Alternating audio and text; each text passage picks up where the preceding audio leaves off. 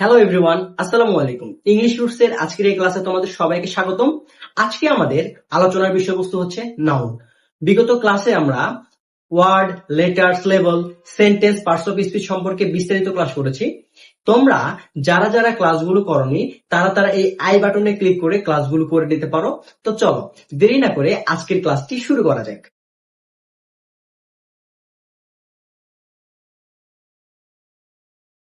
তো নাউনের আলোচনার প্রথমে এই প্রশ্ন আসে, হোয়াট ইজ নাউন? নাউন কাকে বলে? আমরা সাধারণত যে কোনো কিছুর নামকে কি বলতে পারি? নাউন বলতে পারি।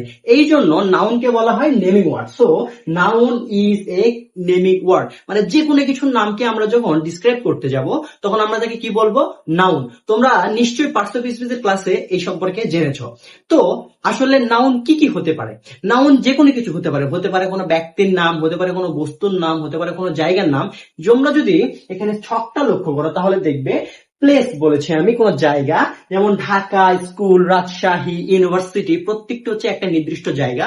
এই নামগুলোকে আমরা কি বলবো? নাউন।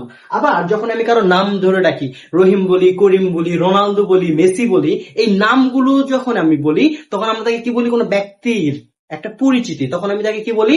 নাউন বলি। একইভাবে যখন আমরা কোনো গুণকে ডিফাইন করি, আমি যদি বলি অনেস্টি, আমি যদি বলি লাভ, তাহলে এই শব্দগুলো হচ্ছে নাউন। এবং একই সাথে আমি যদি কোনো বস্তুকে উল্লেখ করি, আমি যদি বলি this is pen, this is book, এই যে পেন, এই যে বুক, বস্তুগুলোকে আমি একটা নামে ডাকলাম, এই নামটাই হচ্ছে এখানে কি? নাউন।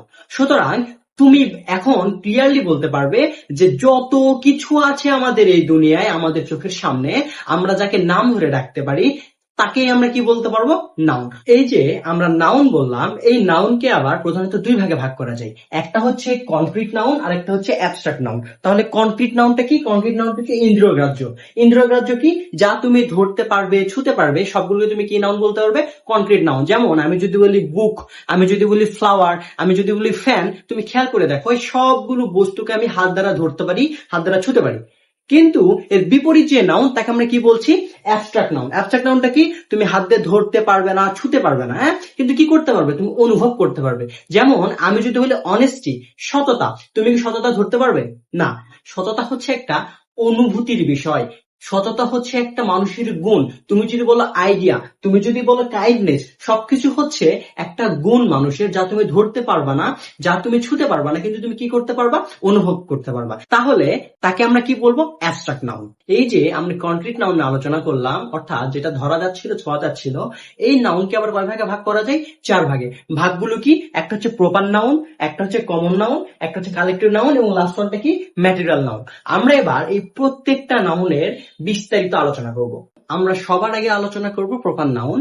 প্রপার নাউন কাকে বলে? প্রপার নাউন হচ্ছে কোনো কিছুর নির্দিষ্ট নাম, অর্থাৎ কোনো ব্যক্তি, বস্তু, স্থান, এদের নির্দিষ্ট নামকে আমরা কি বলবো? Proper noun. প্রপার নাউন তুমি কিভাবে চিনবে? প্রপার নাউনটা সর্বদা কোন লেটারে হয়? ক্যাপিটাল লেটারে। অর্থাৎ যেই নাউনগুলো ক্যাপিটাল লেটার দ্বারা শুরু হয় তাকে তুমি কি বলতে পারবে? Proper noun. উদাহরণ যদি বলি তাহলে রিমা, সীমা, রহিম, রাজশাহী, পেন, ফ্লাওয়ার, এই প্রত্যেকটা হচ্ছে প্রপার নাউন। এবং তুমি যদি চেনার উপায় দ্বারা আইডেন্টিফাই করতে চাও তাহলে দেখবে প্রত্যেকটি নাউনের প্রথম অক্ষর আমরা ক্যাপিটাল লেটারে লিখেছি। তাহলে তুমি আজকে থেকে খুব ইজিলি আইডেন্টিফাই করতে পারবে আসলে কোনটা প্রপার নাউন। এরপরে আমরা আলোচনা করব কমন নাউন নিয়ে। প্রপার নাউনে আমরা যেভাবে বলেছিলাম যে একটি নির্দিষ্ট নাম, কমন নাউন হচ্ছে সেটা ব্যতিক্রম। কমন নাউন এখানে নির্দিষ্ট কোনো কিছুকে না বুঝে একটা পুরো শ্রেণীকে বোঝাবে। তাহলে আমরা কি বলতে পারি? এক জাতীয় সকলের সাধারণ নামকে আমরা কি বলবো? Common noun. তাহলে চেনার উপায় কি? একজনকে নির্দিষ্ট করবে না। ওই যে বললাম প্রপার নাউন যেমন নির্দিষ্ট করছিল, কমন নাউন তেমন নির্দিষ্ট কাউকে উল্লেখ করবে না, বরং সে কি করবে? সে পুরো শ্রেণীটাকে বুঝাবে। কিভাবে বুঝাবে?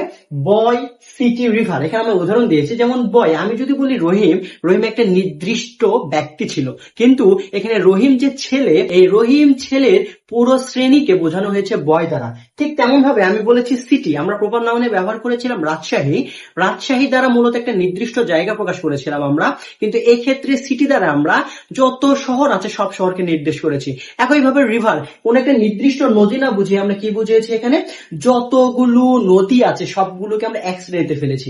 তাহলে বয়, সিটি, রিভার এগুলো হচ্ছে একটা কমন নাউন। কালেকটিভ নাউন হলো সমজাতীয় কোনো ব্যক্তি বা বস্তুর সমষ্টি, অর্থাৎ তুমি যখন এক জাতীয় কোনো ব্যক্তি বা বস্তুকে সমষ্টি আকারে প্রকাশ করবে তখন তাকে তুমি কি বলবে? কালেকটিভ নাউন বলবে। এখানেই মূলত আমরা পার্থক্যটা করব আসলে কমন নাউন এবং কালেকটিভ নাউনের মধ্যে পার্থক্য। আমি যদি বলি প্লেয়ার, তাহলে তুমি লক্ষ্য করো প্লেয়ার মানে হচ্ছে একটা শ্রেণী যারা সমজাতীয়, কিন্তু আমি যখন বলবো টিম তখন কতগুলো প্লেয়ার মিলে একটা কি হয়? টিম। দেখো, কমন নাউন হচ্ছে সমজাতীয় কোনো কিছু, বাট এই সমজাতীয় কোনো কিছুর যখন আমি সমষ্টি বলছি তখন তাকে কি বলছি আমি? Collective noun. উদাহরণ হিসেবে আমরা বলতে পারি আর্মি, ক্লাস, জুরি, ফ্লক প্রত্যেকটা দ্বারা একটা নির্দিষ্ট বা সমজাতীয় একটা শ্রেণীর সমষ্টি বুঝিয়েছে। এরপরে আমরা আলোচনা করব ম্যাটেরিয়াল নাউন নিয়ে। যে নাউনকে আমরা গণনা করতে পারি না কিন্তু আমরা ওজন বা পরিমাপ করতে পারি তাকে আমরা বলি ম্যাটেরিয়াল নাউন, এবং এই নাউনটা দ্বারা মূলত কোনো বস্তুর মূল উপাদান বোঝায়। যেমন আমি যদি উড, আমি যদি বলি গোল্ড, আমি যদি বলি ওয়াটার, তাহলে এইগুলো হচ্ছে একটা ম্যাটেরিয়াল নাউন। কিভাবে ম্যাটেরিয়াল নাউন? একটা টেবিলটা কি দ্বারা তৈরি হচ্ছে? কাঠ। টেবিলের মূল উপাদান কি? কাঠ। কাঠের ইংরেজি উড, তাহলে উড হচ্ছে একটা ম্যাটেরিয়াল নাউন। তেমন ভাবে আমি যদি বলি রিং কিসের তৈরি? রিং হচ্ছে সোনার তৈরি। এখানে সোনাটা হচ্ছে মূল উপাদান, যে জন্য আমরা গোল্ড কি বলতে পারি? Material noun. এবং একই ভাবে আমি যদি বলি ওয়াটার, পানি, বিশাল একটা নদীর ক্ষুদ্র বা ছোট বা মূল উপাদানটা কি? সেটা হচ্ছে পানি, তাহলে এখানে ওয়াটারটা হচ্ছে ম্যাটেরিয়াল নাউন। মনে করো মিরপুর স্টেডিয়ামে একটা খেলা হচ্ছে, সেই খেলায় টিম হিসেবে আছে বাংলাদেশ দল। এখানে টিমটা কি নাউন হয়ে যাচ্ছে? তুমি নিচে কমেন্টে জানাবে আমাকে। ঠিক এই টিমের একটা প্লেয়ার হচ্ছে কমন নাউন। প্লেয়ার ওয়ার্ডটা কি? Common noun. এই প্লেয়ারের মধ্যে একটা নির্দিষ্ট ব্যক্তি হচ্ছে সাকিব। এখানে সাকিবটা হচ্ছে আমাদের প্রপার নাউন। সাকিব যে ব্যাট দ্বারা সে বল মারে, সে ব্যাটটা কি দ্বারা তৈরি? উড। এই উডটা হচ্ছে একটা ম্যাটেরিয়াল নাউন। তাহলে আমরা এখন এখানে কনক্রিট নাউনের আলোচনা শেষ করছি। এই পর্যায়ে আমরা আলোচনা করব অ্যাবস্ট্রাক্ট নাউন নিয়ে। অ্যাবস্ট্রাক্ট নাউন নিয়ে আমরা এর আগে আলোচনা করেছিলাম। আমরা বলেছিলাম যে আসলে ধরা যায় না, ছোঁয়া যায় না, কিন্তু কি করা যায়? অনুভব করা যায়। তাকে আমরা কি বলি? অ্যাবস্ট্রাক্ট নাউন বলি। অ্যাবস্ট্রাক্ট নাউনটা চেনার উপায় কি?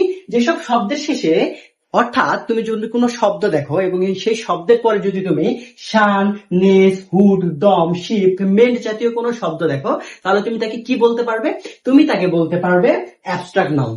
উদাহরণগুলো কি হতে পারে? Freedom, childhood, friendship. এখানে খেয়াল করে দেখো, ফ্রিডমের যে ডম অংশ তাকে আমরা কি বলছি? Abstract noun. ঠিক একইভাবে চাইল্ডহুডের হুড অংশ, ফ্রেন্ডশিপের শিপ অংশটা যখন যুক্ত হয়েছে তখন সে শব্দটা কি আকারে রূপ ধারণ করেছে? অ্যাবস্ট্রাক্ট নাউন আকার ধারণ করে। নাউনকে আমরা আবার দুই ভাগে ভাগ করতে পারি, একটা হচ্ছে কাউন্টেবল নাউন আর একটা আনকাউন্টেবল নাউন। কাউন্টেবল নাউন অর্থাৎ যা গণনা করা যায়, এবং আনকাউন্টেবল নাউন হচ্ছে যা আসলে গণনা করা যায় না। কাউন্টেবল নাউন এবং আনকাউন্টেবল নাউনের মধ্যে কিছু পার্থক্য আছে, সে পার্থক্যগুলো নিয়ে আমরা এখন একটু আলোচনা করব। কাউন্টেবল এবং আনকাউন্টেবল নাউনের মধ্যে কিছু পার্থক্য আছে। পার্থক্যগুলো হলো, কাউন্টেবল নাউন কি করা যায়? গণনা করা যায়। আনকাউন্টেবল নাউন কি করা যায় না? গণনা করা যায় না। আর্টিকেল হিসেবে কাউন্টেবল নাউনের পূর্বে কি বসে? এ বসে, এন বসে, দি বসে, কিন্তু আনকাউন্টেবল নাউনের পূর্বে শুধু কি বসে? দি বসে। তেমনি ভাবে নাম্বার, কাউন্টেবল নাউনের সাথে আমরা এস বা ইয়েস যোগ করতে পারি, কিন্তু আনকাউন্টেবল নাউন সবসময় কি থাকে? সিঙ্গুলার, অর্থাৎ কখনো এস বা ইয়েস যোগ করা হয় না। ডিটারমিনার হিসেবে কাউন্টেবল নাউনের পূর্বে আমরা ম্যানি ব্যবহার করি, এ ব্যবহার করি, ফিউ ব্যবহার করি, এবং আনকাউন্টেবল নাউনের পূর্বে কি ব্যবহার করি? আমরা মাচ এবং লিটল। উদাহরণ কি দেওয়া যায়? উদাহরণ হচ্ছে পেন, বুক, স্টার। আমরা বলতে পারি ম্যানি পেন, আমরা বলতে পারি এ বুক, আমরা বলতে পারি ফিউ স্টার, আবার আমরা বলতে পারি এ পেন, আমরা বলতে পারি দা স্টার। ঠিক তেমন ভাবে আনকাউন্টেবল এক্সাম্পল কি? ওয়াটার এবং ম্যানি। আমরা বলি মাছ ওয়াটার, আমরা বলি লিটল ওয়াটার। আমরা বলি মাছ মানি, আমরা বলি লিটল মানি। ঠিক তেমনই ভাবে আমরা বলি দা ওয়াটার, আমরা বলি দা মানি। এক্ষেত্রে একটা কনফিউশন তৈরি হতে পারে। কনফিউশনটা হলো, আসলে স্টার আলাদা আলাদা, স্টারকে আমরা গুনতে পারি, এই জন্য আমরা স্টারকে কাউন্টেবল নাউনের মধ্যে ফেলি, এবং টাকা আমরা গুনলেও টাকা দ্বারা আসলে সম্পদের পরিমাণ বোঝায়, এজন্য আমরা তাকে কি বলে থাকি? Uncountable noun. আজকের ক্লাসটি এই পর্যন্তই। আজকের ক্লাসটি কেমন লাগলো তা তোমরা আমাকে নিচে কমেন্টে জানাবে। নিচে কমেন্ট বক্সে তোমাদের জন্য একটা কুইজ দেওয়া আছে, সেই কুইজের যারা যারা উত্তর করতে পারবে তার মধ্যে থেকে টপ 3 জনের নাম আমি পরবর্তী ক্লাসে স্ক্রিনে দেখাবো। ধন্যবাদ সবাইকে এতক্ষণ মনোযোগ দিয়ে আজকের ক্লাসটি করার জন্য। দেখা হচ্ছে পরের কোনো ক্লাসে। আসসালামু আলাইকুম।